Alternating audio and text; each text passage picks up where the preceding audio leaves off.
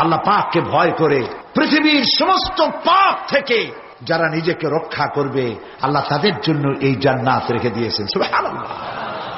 সেই জান্নাতের রিসিপশন আপনারা আন্দাজ করতে পারবেন না। রিসিপশন কারে কয়? কি এর প্রধানমন্ত্রী আর প্রেসিডেন্ট, 4-5টা পুলিশ আর আর্মি আসে একটা ফট করে সেলুট মারলো, বাস শেষ হয়ে গেল, এরকম না। জান্নাতীদেরকে রিসিপশন দেওয়া হবে। জান্নাতীরা যখন আল্লাহর হুকুমে জান্নাতের দিকে যেতে লাগবে, আর যখন জান্নাতের কাছে চলে যাবে আল্লাহ রাব্বুল আলামিন শোনায় দিচ্ছেন, হাত্তা ইযা জাউহা ফুতিহাত আবওয়াবুহা ওয়া ক্বালা লাহুম খাজানাতুহা সালামুন আলাইকুম তিবতুম ফাদখুলুহা খালিদিন। সুবহানাল্লাহ। জান্নাতীরা যখন জান্নাতে প্রবেশ করার দরজার মুখোমুখি হবে, দ্বার রক্ষীগণ তখন বলবে, সালামুন আলাইকুম, আল্লাহর শান্তি তোমাদের উপরে বর্ষিত হোক। সুবহানাল্লাহ। দুনিয়ার টাটকা টাটকা সুখগুলি 2 পা দিয়ে ঠেলে দিয়েছ, টাটকা সুখগুলি গ্রহণ করো নাই, হারাম খাও নাই, আল্লাহর দ্বীন কায়েমের জন্য রক্ত দিয়েছো, জীবন দিয়েছো, কষ্ট করেছো, আল্লাহকে ভয় করেছো, আমাদের সালাম গ্রহণ করো, জান্নাতের মধ্যে ঢুকে যাও চিরকালের জন্য। সুবহানাল্লাহ। আর বাইরে হওয়া লাগবে না, চিরকাল এই জান্নাতের মধ্যে তোমরা বসবাস করতে পারবে, আল্লাহ রাব্বুল আলামিনের ফেরেশতারা বলে দিবেন। জান্নাতের মধ্যে আল্লাহ পাক হুরদের সঙ্গে জান্নাতীদের বিয়ের ব্যবস্থা করে দিবেন। কোরআনে কারিমে আল্লাহ পাক বলেন, মুত্তাকিইনা আলা সুরুদিন মাসফুফাতিন ওয়া যাওয়াজনাহুম বিহুরিন ঈন। সামনাসামনি ভাবে সাজানো সারি সারি আসন সমূহের উপর তারা ঠেস লাগায় বসে থাকবে, আর আল্লাহ রাব্বুল আলামিন হুরদের সাথে জান্নাতীদের বিয়ের ব্যবস্থা করে দিবেন। যেসব হুরের সঙ্গে বিয়ে হবে তাদের আল্লাহ পাক বিবরণ দিচ্ছেন কি রকম হবে তারা। লাম ইয়াতমিসহুন্না ইনসুন ওয়ালা জান। এর পূর্বে জিন এবং ইনসান এদেরকে কেউ স্পর্শ করে নাই। কি রকম তারা? কাআন্নাহুন্নাল ইয়াকুতু ওয়াল মারজান।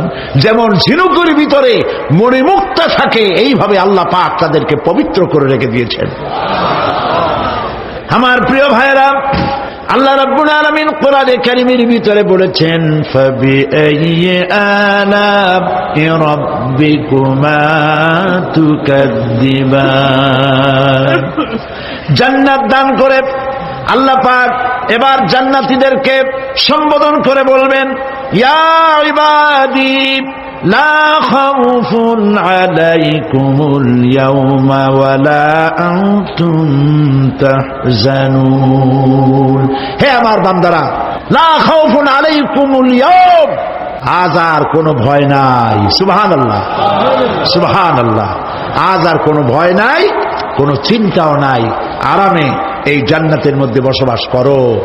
এরপরে আল্লাহ পাক জিজ্ঞেস করবেন, ও আমার জান্নাতীরা, আমি যেসব ওয়াদা করছিলাম আমার ওয়াদা মোতাবেক সমস্ত নিয়ামত পেয়েছো?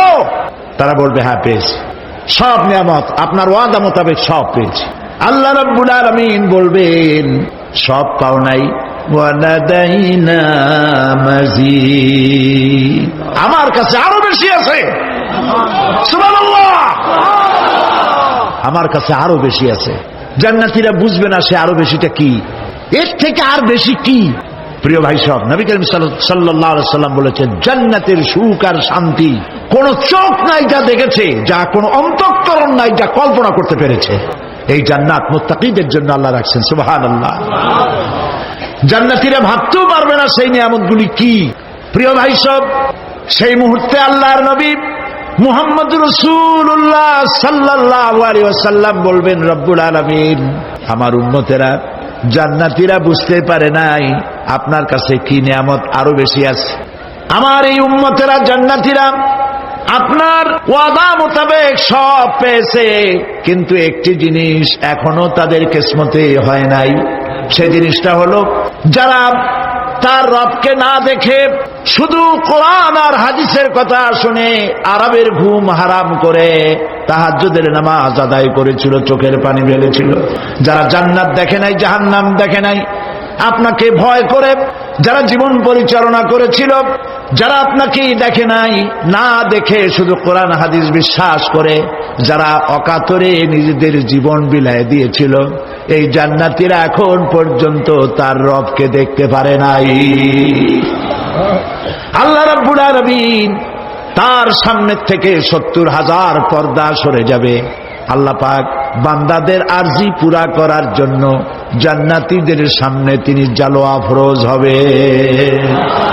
কোরআন শরীফের ভিতরে আল্লাহ পাক বলেন, জান্নাতীরা তারা আল্লাহর দিকে, জান্নাতীরা তার রবের দিকে তাকিয়ে থাকবে, আর রব তার বান্দাদের দিকে তাকায়া থাকবে। প্রাণ ভরে জান্নাতীরা রবকে দেখবে, সুবহানাল্লাহ, আল্লাহ পাককে দেখবে। প্রাণ খুলে আজ দোয়া করি, রব্বুল আলামিন জান্নাতের যেই পরিবেশে, যেই জায়গায় তুমি দয়া করে তোমার গোলামদেরকে তুমি নিজেই দর্শন দিবে, দেখা দিবে। মনিব গো, ও আমাদের রব, আজ এই বিশাল জনসমুদ্র নিয়ে তোমার দরবারে আবেগ ভরা কণ্ঠে বলি, যেই অনুষ্ঠানটি তুমি এমন মুবারক অনুষ্ঠান করবে যেখানে তুমি জান্নাতীদেরকে দেখা দিবে, ওই জান্নাতের কোনো একটি, ওই অনুষ্ঠানের কোনো একটি কোনায় কানায় আমাদেরকেও দাঁড় করাইয়া দেখার তো। প্রিয় ভাই সব, আল্লাহ রাব্বুল আলামিন মানুষের সামনে এত সব নিয়ামত রেখেছেন, এই জান্নাত দান করবেন। এরপরে আল্লাহ রাব্বুল আলামিন কোরআনে কারীমের মধ্যে বলেছেন, রব্বিস সামাওয়াতি ওয়াল আরদি ওয়া মা বাইনাহুমার রাহমানি লা ইয়ামলিকুনা মিনহু খিতাবা। এসব পুরস্কার রয়েছে তোমাদের সেই রবের পক্ষ থেকে যিনি আকাশ আর জমিনের মালিক। সুবহানাল্লাহ বলবেন না? যার সামনে কথা বলার ক্ষমতা কারো হবে না। এটি একটি মারাত্মক কথা। কিয়ামতের দিন আল্লাহর দরবারে কেউ কথা বলতে পারবে না আল্লাহর নির্দেশ ছাড়া। একটি আকীদা পরিষ্কার করে নিয়ে যান আপনাদের। সে আকীদাটা এভাবে পরিষ্কার করুন, কোন পীর সাহেব, কোন খাজা বাবা, কোন মাওলানা, কোন মুহাদ্দিস, কোন বুজুর্গ আপনাকে সুপারিশ করতে পারবে না